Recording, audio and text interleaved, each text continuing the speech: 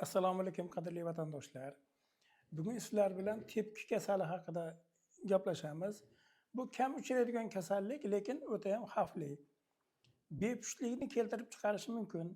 So'lak bezlari ishadi, ishtaha yo'qoladi. Endi xalqda maqol bor, nima emish?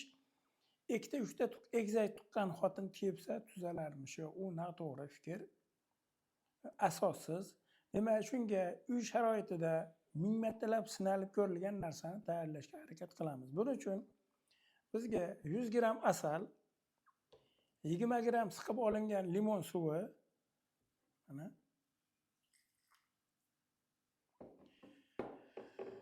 va 2 choy qoshiq, xohlasangiz zaytun yog'i qo'shing, xohlasangiz undan qo'shing. Smetana yog'ini, kunjut yog'idan qo'shing. Mana 2 choy qoshiq qo'shyapman.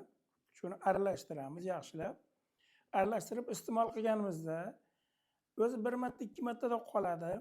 Undan tashqari barcha shabadalashlarga zo'r ta'sir qiladi. Hatto buni teatrdagilar ham zo'r qo'llaydi, chunki ular baqirib ashillatish kerak, tovush pardalari yaxshi bo'lishi kerak. Ya'ni teatrdagi mutaxassislar ham qo'llab kelayotgan narsa. Xo'p, buni mana ko'rsatib beryapmiz. Buni bardavom bo'lishligi uchun iltimos sizlardan qilib ko'rganlar nimaga yozinglar. Mana biz qilib ko'rdik. Natijasi bunaqa deb yozinglar, xalq foydalanadi. E'tiborlaringiz uchun rahmat, salomat bo'linglar.